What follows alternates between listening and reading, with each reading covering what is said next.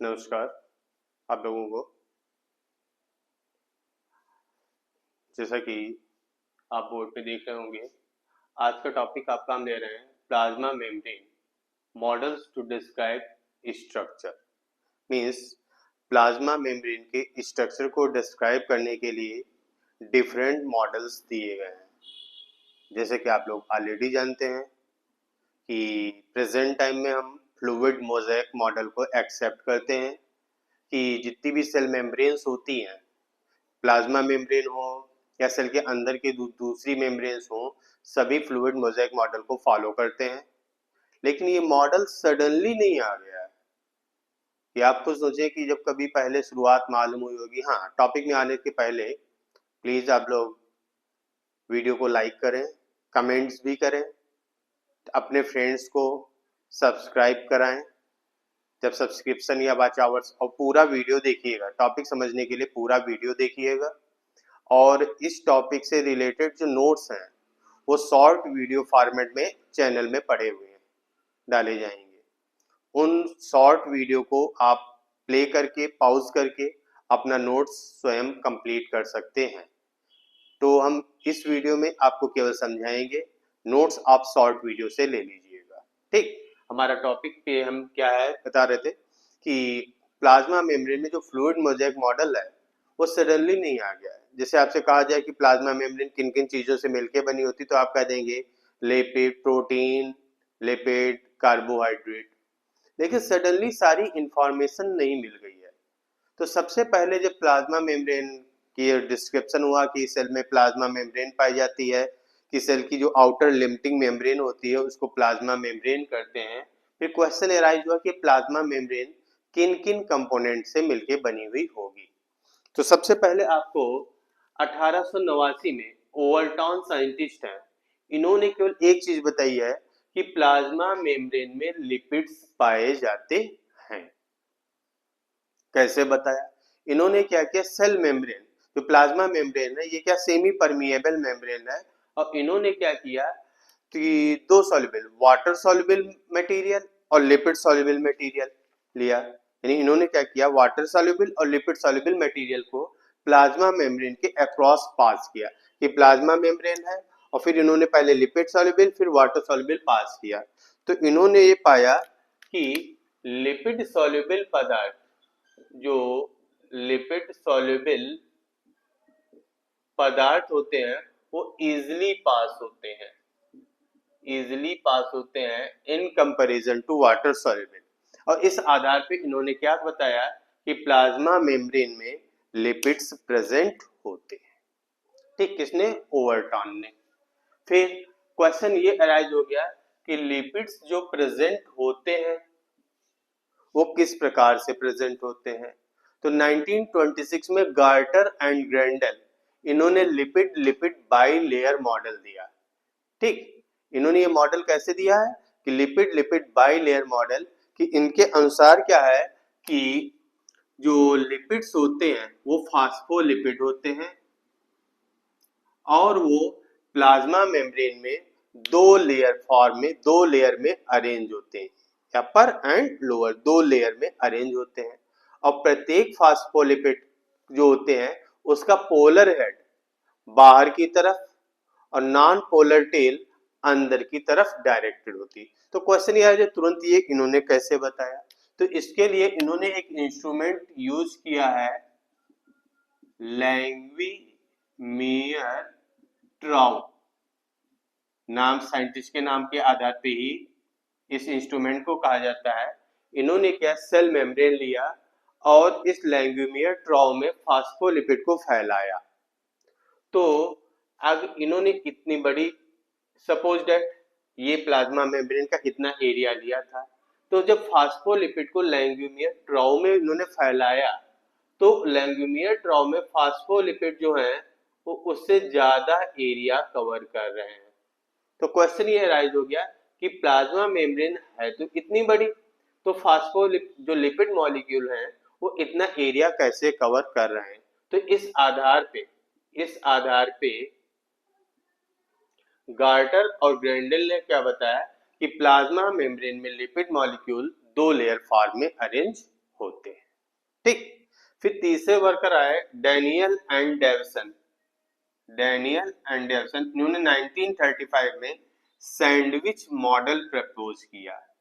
Sandwich model क्या है? ये एक ट्राई लैमिनर मॉडल है। तो ये इन्होंने कैसे प्रपोज किया?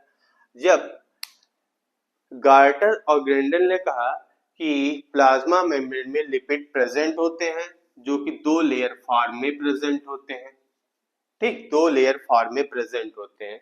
तो जब लिपिड हैं, तो लिपिड मॉलिक्यूल जब प्रेजेंट है तो एक क्वेश्चन अराइज होएगा, सरफेस टेंशन। तो प्रीवियस सारे पुरानी इंफॉर्मेशन पूछ गया। तो डैनियल डेविसन ने कहा कि अगर प्लाज्मा मेम्ब्रेन में केवल लिपिड प्रेजेंट है तो सरफेस टेंशन सपोज दैट इतनी होनी चाहिए, लेकिन पाया इन्होंने क्या ऑब्जर्व करने पे कि सरफेस टेंशन कम है, कि अगर इतने लिपिड मॉलिक्यूल प्रेजेंट हैं तो इतना सरफेस टेंशन होना चाहिए, लेकिन सरफेस टेंशन कम है। जैसे कि पानी में अगर हम तेल की ड्रॉप डालें, तेल डालें, तो वो सरफेस टेंशन के कारण क्या होता है, गोल गोल हो जाता है, एक बबल ड्रॉप फॉर्मेट में कवर हो जाता है सरफेस टेंशन के कारण। ठीक, और फिर उसी पानी में हम डिटर्जेंट को डाल दें तो हम क्या पाते हैं, वो ड्रॉप छोटी छोटी मिसल्स में टूट जाती है। ठीक, क्यों? क्योंकि सरफेस टेंशन कम हो जाती है। तो डैनियल डेविसन ने कहा कि अगर इतने लिपिड हैं तो सरफेस टेंशन इतनी होनी चाहिए, और लेकिन पाई इन्होंने कम। जब इन्होंने सरफेस टेंशन कम पाई तो इन्होंने क्या किया, एक ट्राई लैमिनर मॉडल को प्रपोज किया। और उस ट्राई लैमिनर मॉडल में इन्होंने बताया कि हाँ, लिपिड मॉलिक्यूल बाई लेयर में अरेंज होते हैं, जिसमें पोलर हेड बाहर की तरफ, non polar fatty acid tail अंदर की तरफ प्रेजेंट होती है, लेकिन उनके आउटर और इनर दोनों साइड पे प्रोटीन लेयर प्रेजेंट होती है। तो इस मॉडल में क्या हो गया, तीन लेयर हो गई, कि बाहर की तरफ, अंदर की तरफ प्रोटीन लेयर और लिपिड बाय, बीच में लिपिड बाई लेयर, यानी 1 2 3 तीन लेयर प्रेजेंट होती हैं। तभी इस मॉडल को ट्राई लैमिनर मॉडल कहा जाता है। ठीक, और सैंडविच क्यों कहते हैं, कि जैसे सैंडविच में ऊपर ब्रेड, नीचे ब्रेड और बीच में हम आलू, तो बाहर ब्रेड क्या हो गई, प्रोटीन लेयर हो गई, और आलू वगैरह, आलू प्याज वगैरह क्या हो गया, लिपिड बाई लेयर। तभी इस मॉडल को हम सैंडविच मॉडल कहते हैं। ठीक, फिर अगला मॉडल जो आपका आया वो है यूनिट मेम्ब्रेन मॉडल, नंबर 4, चौथा था। इसी में हम चेंज कर देंगे।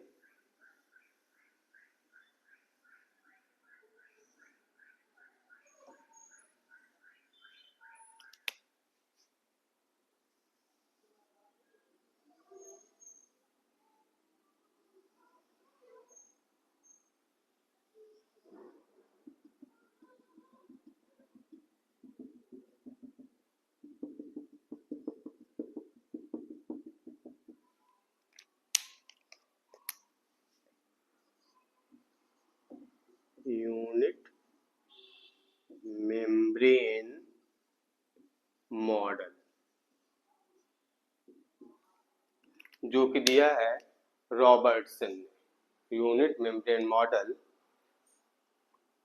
आपका दिया गया है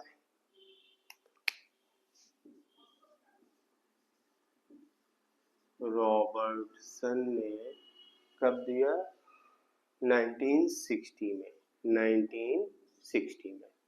तो अगला मॉडल इस शॉर्ट नोट में एक नंबर में पूछते हैं कि यूनिट मेम्ब्रेन मॉडल, ये मॉडल रॉबर्टसन ने 1960 में दिया है।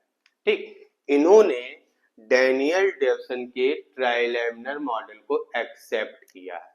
यानी इन्होंने क्या एक्सेप्ट किया है कि हाँ, प्लाज्मा मेम्ब्रेन में आउटर, प्लाज्मा मेम्ब्रेन में outer and inner protein layer present होती हैं, और बीच में लिपिड बाइलेयर प्रेजेंट होती है, जिसमें पोलर हेड बाहर की तरफ और नॉन पोलर टेल अंदर की तरफ होते हैं। दूसरी चीज इन्होंने ये बताया कि प्लाज्मा मेम्ब्रेन जो होती है वो लगभग 75 एंगस्ट्रॉम मोटी होती है, जिसमें से प्रोटीन लेयर्स जो होती हैं ये 20 एंगस्ट्रॉम, और बीच में लिपिड बाइलेयर जो है ये 35 एंगस्ट्रॉम मोटी होती है। एक चीज।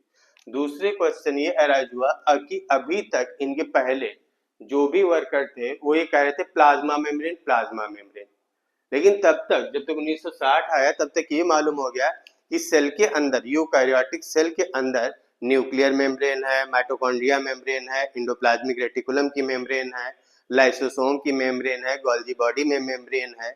तो क्वेश्चन ये अराइज हो गया, क्या प्लाज्मा मेम्ब्रेन और इन मेम्ब्रेन्स में अंतर होता है? तो रॉबर्टसन ने कहा कि नहीं, कि ये जो मॉडल है ये सेल के अंदर की, सेल की all membranes will follow, all membranes will follow this model। तभी इस मॉडल को हम यूनिट मेम्ब्रेन मॉडल कहते हैं। यानी रॉबर्टसन ने क्या कह दिया, इस आप कंफ्यूज हो रहे होंगे कि डैनियल डेविसन ने भी यही कहा।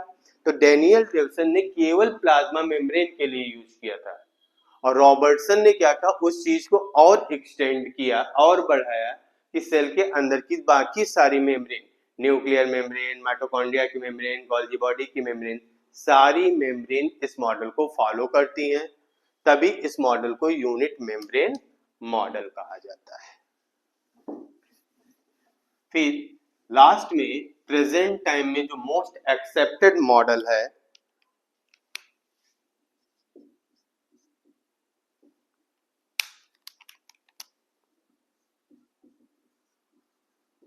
Fluid mosaic model, fluid mosaic model, जो कि दिया है 1972 में सिंगर एंड निकोलसन ने 1972 में प्रपोज किया।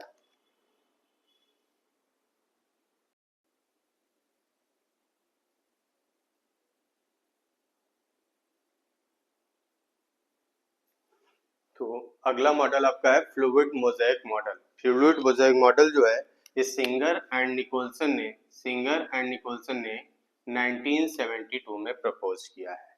ठीक, ये मॉडल क्या है, एक इसको हम कहते हैं quasi fluid model. Quasi fluid का मतलब हो गया अर्ध तरल मॉडल। कि इसके पहले क्या दिमाग में रहता था कि प्लाज्मा मेम्ब्रेन कोई सॉलिड चीज है, किसी ठोस पदार्थ की बनी हुई होगी, या लिपिड जो प्रेजेंट थे वो ठोस होंगे। तो सिंगर एंड निकोलसन ने इस मॉडल के अकॉर्डिंग बताया कि ऐसा नहीं है, कि प्लाज्मा मेम्ब्रेन अर्ध तरल है, यानी कुछ पदार्थ लिक्विड हैं और कुछ पदार्थ सॉलिड हैं। जैसे कि लिपिड सॉलिड है और प्रोटीन, लिपिड लिक्विड है और प्रोटीन सॉलिड है, एक चीज। दूसरी चीज, इस मॉडल को हमने, इन्होंने कंपैरिजन कैसे किया है कि जैसे आइसबर्ग यानी हिमखंड फ्लोटिंग इन सी, जैसे हिमखंड, आइसबर्ग क्या हो गई, प्रोटीन जो फिगर में रेड है, they will float in sea of lipid, ये लिपिड के बने, जो ब्लैक है लिपिड, लिपिड के बने हुए सी में फ्लोट कर रही है। तो आइसबर्ग जब हिमखंड समुद्र में फ्लोट करता है तो कुछ ऊपर होता है और कुछ पानी में नीचे डूबा हुआ होता है। या फिर इसको कंपैरिजन किया गया जैसे रसगुल्ला, रसगुल्ला प्रोटीन हो गया और ये चाशनी यानी शुगर सॉल्यूशन जो है वो लिपिड हो गया, उनमें फ्लोट करता है। तो जब रसगुल्ला डाला जाए तो आप देखते होंगे कि थोड़ा अंदर और थोड़ा सा ऊपर रहता है, एक चीज। दूसरा, इन्होंने कैरेक्टरिस्टिक में ये बताया कि प्लाज्मा मेम्ब्रेन में 3 कंपोनेंट प्रेजेंट होते हैं, lipids, protein and carbohydrates. Notes आपको शॉर्ट वीडियो में मिल जाएगा। ठीक, कि प्लाज्मा मेम्ब्रेन में 3 कंपोनेंट प्रेजेंट होते हैं, lipid, protein and carbohydrates. Lipid जो कंपोनेंट होते हैं ये फ्लेक्सिबल बाई लेयर फॉर्म में अरेंज होते हैं, फ्लेक्सिबल बाई लेयर फॉर्म में अरेंज होते हैं। ठीक, और ये भी 3 प्रकार के होते हैं, phospholipid,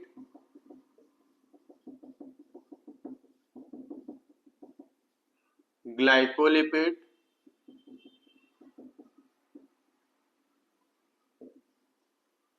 and cholesterol. Phospholipid amphipathic होंगे जिनका पोलर हेड बाहर और non polar fatty acid tail अंदर होती है। ग्लाइकोलिपिड जिनसे कार्बोहाइड्रेट चेन अटैच होगी, ये हमेशा एक्स्ट्रा सेलुलर फेस पे प्रेजेंट होते हैं।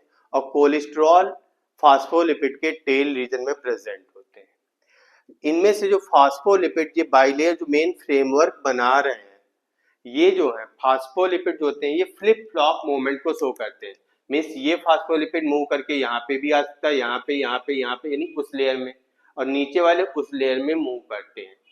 रेयरली क्रिस क्रॉस मूवमेंट बहुत रेयर होता है, नहीं कि नीचे वाली लेयर का फास्फोलिपिड मॉलिक्यूल ऊपर वाले का नीचे आ जाए, ये बहुत रेयर फिनोमिना होता है।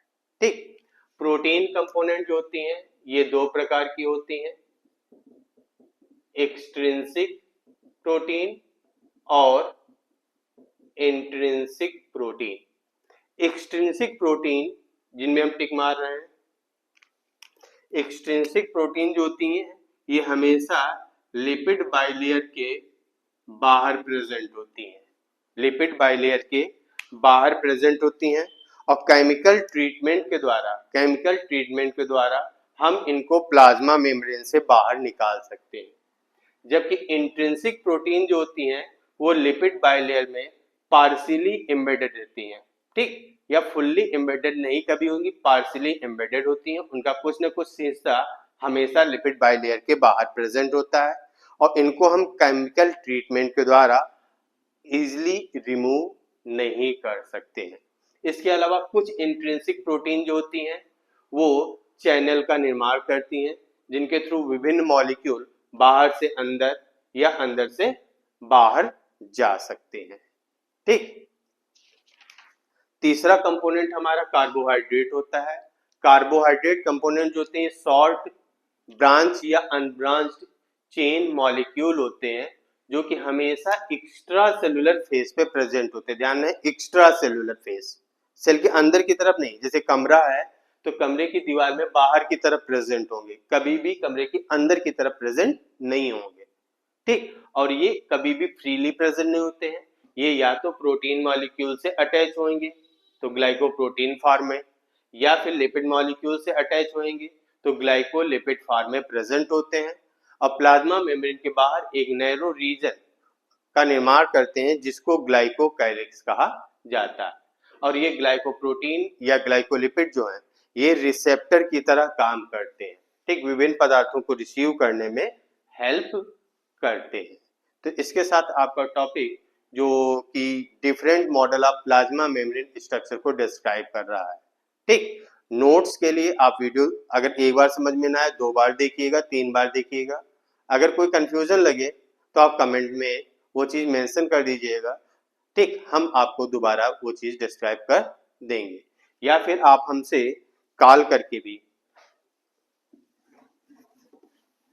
अगर कोई कंफ्यूजन होता है तो आप हमसे कॉल करके भी हमसे बात कर सकते हैं। मेरा नंबर है 8004330682, ये मेरा कॉन्टेक्ट नंबर है। अगर कोई कंफ्यूजन है, ठीक, इस टॉपिक में या दूसरे टॉपिक में, तो आप फोन पे बात कर सकते हैं।